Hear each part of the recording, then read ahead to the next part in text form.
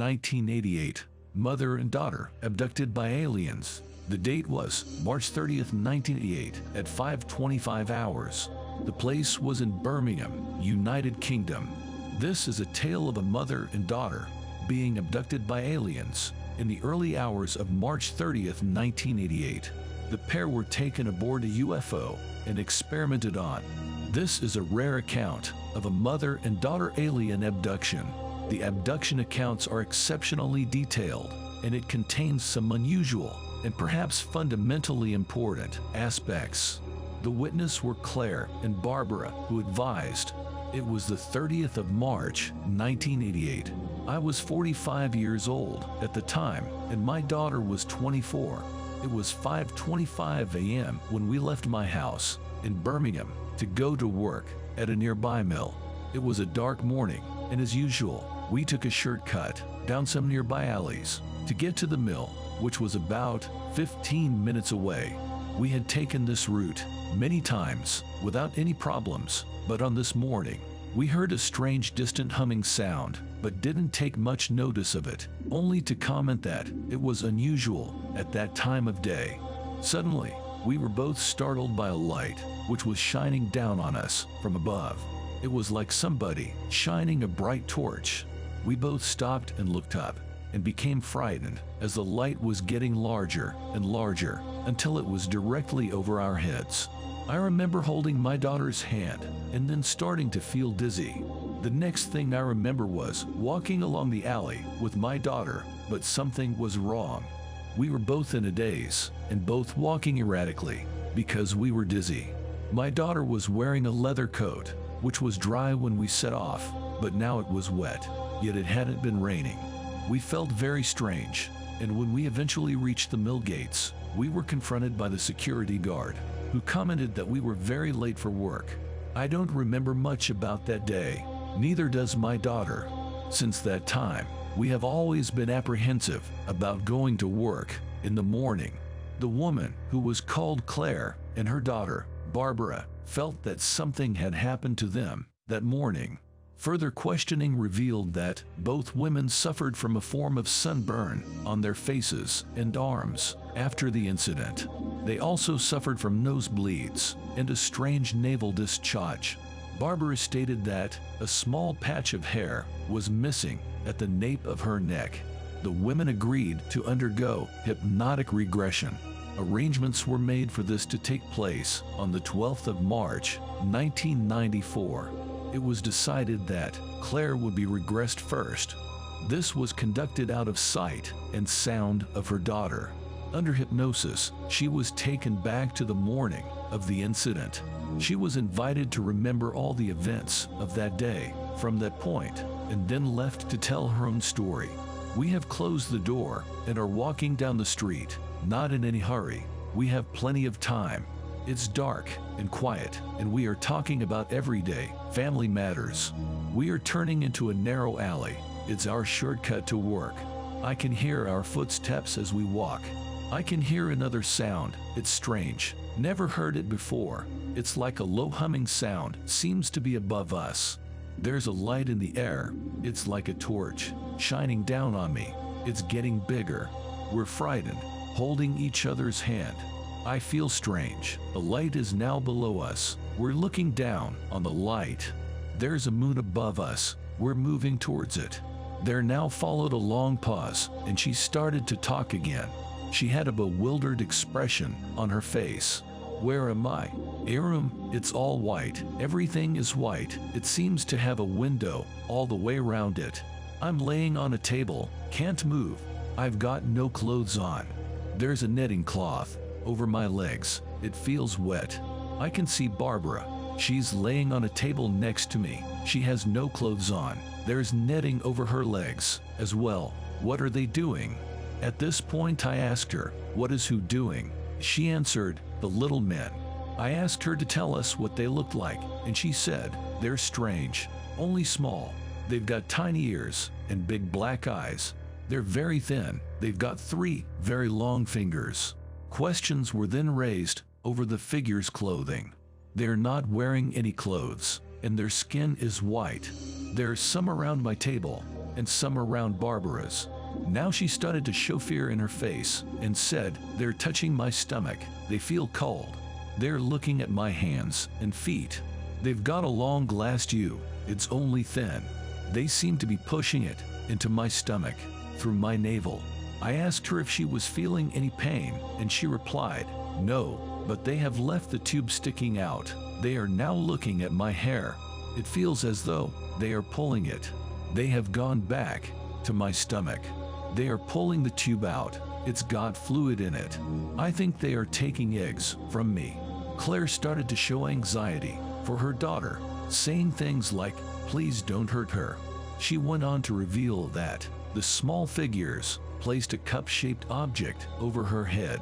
Sometime later, she was allowed off the table and taken to a wall, where a large television-like screen appeared. One of the figures pushed some buttons. Symbols lit up on the screen, including triangles, squares, and wavy lines. The screen then changed. Television-type pictures of wars, fighting, and explosions appeared. She continued, "It's strange. Everything I touch seems wet. There are some other people standing at the back of the room. They are very tall, not like the small men. One is standing closer than the others. He has got long blonde hair. He seems to have blue eyes.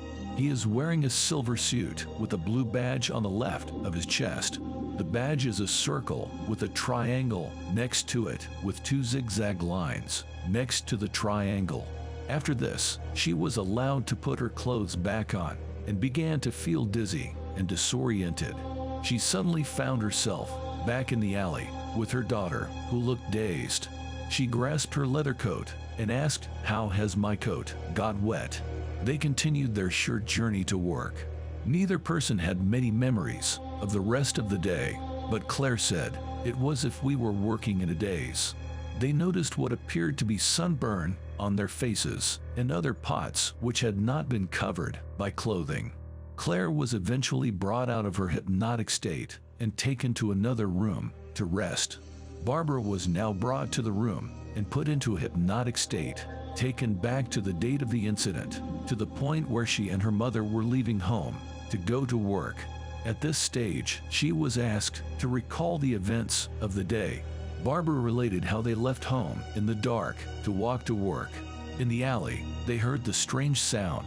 She then started to show signs of fear as she described the light shining down on them from the sky, and how she first thought it was a helicopter. The light seemed to come down on top of them, and they were holding each other in fear. At this point, her speech became disoriented and difficult to understand. She was showing signs of stress. There was then a long pause before she continued, "I'm laying on a table without my clothes. I can see my mom. She's laying on another table." She then started to cry, saying, "I want my mom. I want my mom." She was comforted and told that nothing could hurt either her or her mother, and to continue to describe what she saw. After a pause, she sobbed, "I've got no clothes on. I can't move. There's a cloth over my legs. It's wet. It's like netting. I can see my mother. They're looking into her mouth." Asked who was looking into her mother's mouth, she replied, "Small people with big eyes. They have no clothes on. They have wrinkly skin. They walk funny, they waddle, and they have only got 2 fingers." We asked her to describe what else was visible, and Barbara responded, "There is something like a big camera on a long arm. It's hanging above me. There seems to be a window which goes all around the room. Everything seems to be white. The little people are around my table. They are looking at my hands and feet. Now they are looking into my mouth. I can feel one of them touching my stomach. One of them has got a thin rod. It has a silver ball on the end. He's pushing it up my nose." She felt no pain and went on to say that when the rod was removed, the silver ball was missing.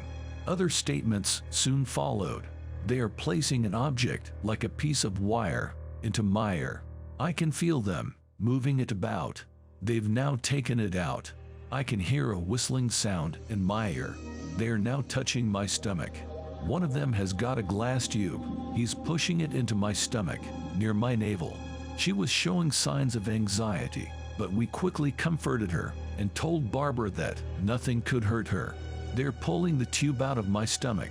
It's full of fluid, and they are putting it into a dish. They have got two wire things. They've pushed them into my cervix. I can feel it.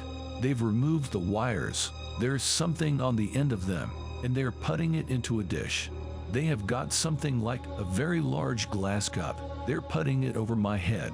There was a long pause before she said, "They've taken the thing off my head. They're turning me over. I can feel them examining my back and legs. They are now touching my hair at the back. It feels like they placed a small circular object on my hair at the bottom of my head. It's pulling my hair. I don't like it. They've turned me over again. They're standing near my feet. They are looking at our packets of cigarettes. They must have taken them from our pockets." She recalled how she was taken off the table and moved to a large screen in the wall. At the base of the screen were banks of red buttons. She remembered that the man taking her to the screen was touching her arm. His skin was cold and felt wet. He pressed some of the buttons, and the screen lit up. An array of symbols, including triangles and squares, could be seen. Her abductress moved Barbara to another room where there was a strong smell of burning.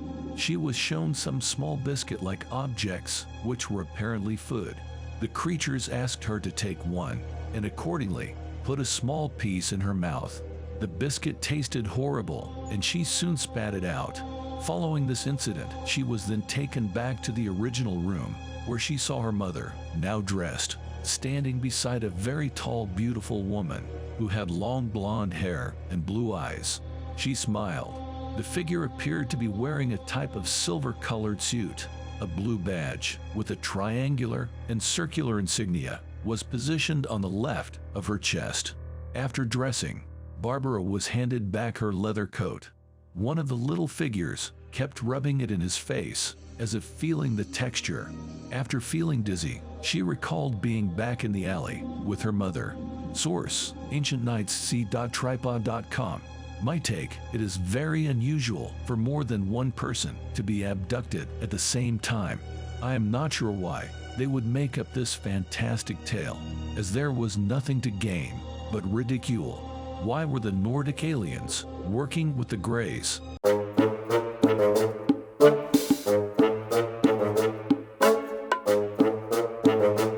Don't forget to sign up for our Patreon page. Members get early access to videos, ad-free, and you can see content you can't see anywhere else.